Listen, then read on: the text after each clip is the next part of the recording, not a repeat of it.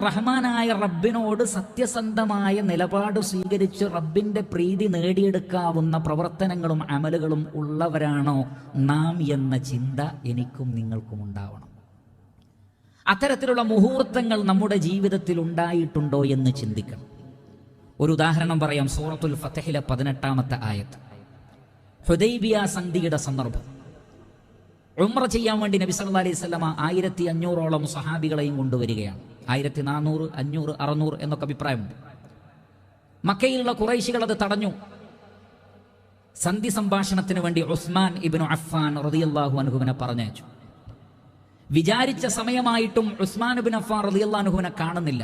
അദ്ദേഹത്തെ മക്കയിലെ മുശ്രിക്കുകൾ വധിച്ചിട്ടുണ്ടാകും എന്ന ഒരു വാർത്ത വരുന്നു. റസൂലുള്ളാഹി സ്വല്ലല്ലാഹു അലൈഹി വസല്ലമ സ്വഹാബത്തിനോട് പറഞ്ഞു, എങ്കിൽ നാം അവരെ നേരിടും. നാം ഉംറക്കാണ് വന്നത്, പക്ഷേ ഇത്തരം